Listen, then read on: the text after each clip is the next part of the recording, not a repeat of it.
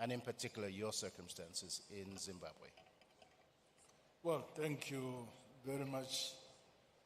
May I first express on behalf of my delegation the warm reception we've received since our arrival here, this beautiful city, Nairobi.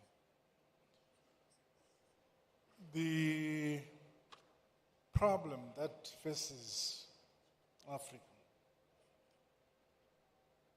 we have the history of colonialism. That history has burdened independent African countries for a long time. I believe that very few countries have shaken off the burden of colonialism after independence. For a long time, independent African countries continued to focus in terms of relations to their former colonial masters. It is now, in recent history, that we have begun to collaborate as African countries among ourselves, changing focus from the former colonial masters, relating to ourselves. Africa as a continent has resources enough to develop, modernize, and industrialize our continent as a people. But it has taken us long to shift from the focus of believing that our development must be linked to our former colonial masters. Africa has resources that if we correctly focus on the domestic resources we have on the continent, we have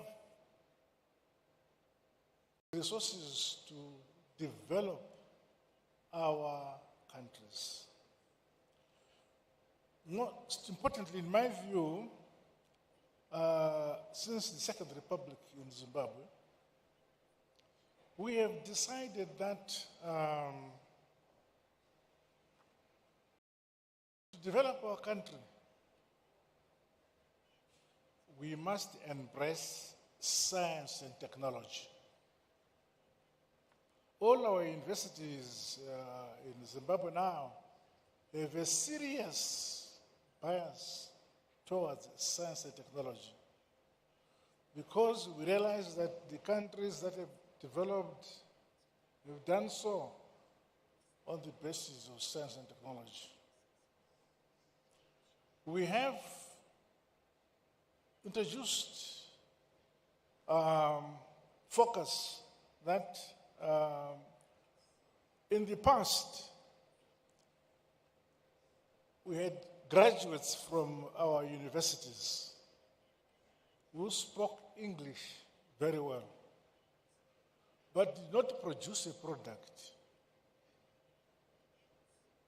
So it is critically important that our younger generation must have the pride either to produce a product or a service. In the same manner, our universities must produce products where, when they leave university, they contribute to their country by producing a product or a service. The first world is the first world because they have produced products for themselves. They have produced a service which serves their own demands for their own communities. So that's what we must do. So Africa must shift its focus towards science and technology, which brings about a service to the people. a product to the people. The things that we need, yes, there is the philosophy or the understanding that you cannot invent the wheel.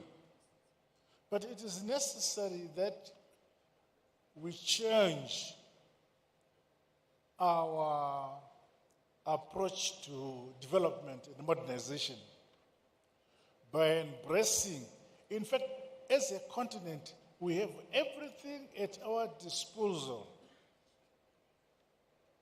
to modernize, mechanize our agriculture, our education system should produce students who, when they leave university, they should have the pride that they have the capacity to produce a service for their country. They have a pride that they are producing products for their country. And that way, without much reliance on Europe, Asia, whatever, but exchanging scientifically the resources and knowledge among ourselves as African countries, I can see our country developing very, very fast. It is in my belief that those countries in Africa, on the African continent, who are doing well, they are doing well because they have internal domestic focus. What do they have? What can service their needs at the domestic level, as a country, as a people, both in terms of products and in terms of services? And if we all collaborate as an African country, as a continent, I believe that our pace for development and modernization will be faster. But if we continue to develop our countries in silos, it will take longer. In the past, for instance, which our founding fathers were able to move away from, if a delegation was leaving Mozambique wanting to come to Angola, they would first go to Portugal, to Europe, and then come down to Angola. And yet, we should have the means to fly directly from Mozambique to Angola. If we wanted to go to Ghana, we'd first fly to London and then come back to Africa, to Ghana. That shows how disconnected Africa was. And we must begin to have internal connections by ourselves.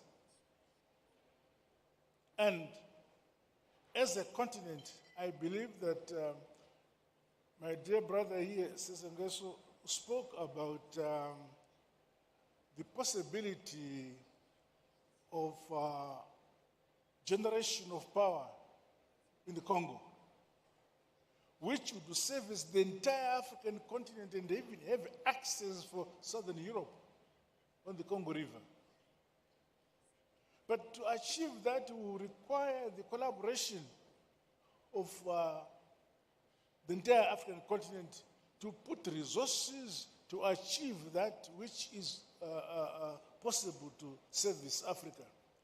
But now, we work in silos and look forward and look up to Europe or some other former colonial powers to service and develop our own region.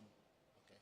I'm happy that now there's a crop of African leaders who now focus on the collaboration of the developing of our respective countries by collaborating among ourselves. It could be in agriculture, it could be in education, and so on. For instance, in Zimbabwe, for all along, we were relying on importing wheat from Ukraine throughout. And yet, it is possible to grow enough wheat for ourselves. When we looked at it and said, how much wheat do we need per year and how much hectares of land do we need per year to grow the wheat we want? That same application, that same approach can apply to every single African country. The continent has land enough, arable land enough to produce food for Africa and surplus. But we don't do it. You still have countries in Africa who import food from Europe. Why? Because we have not broken that link between past colonialism and independence. It is still lingering in the minds of those who have not been able to move away. So, platforms like this one, where we share ideas, it is my belief that they're very useful because then we realize that if we collaborate, we have the chance of developing our respective economy far more than when we work in silos. For instance, the former colonized countries by Britain or the Anglo side of the Anglo former colonies speak to themselves. The French speak to themselves. Now, you now have Africa being divided between the divisions in Europe. The English on their side, the French on their side, and they bring that baggage to us. As we are here, I need somebody if I want to talk to my brother who speaks French and I speak English, we need an interpreter. So we must find a way where ourselves as Africa focus on integrating our systems. Let us in Zimbabwe learn languages so that we can speak to Mozambique, we can speak to the Congo. But no, we have to master English or French, foreign languages in Europe in order to speak to ourselves in Africa. My brother here, President Ruto, speaks Swahili.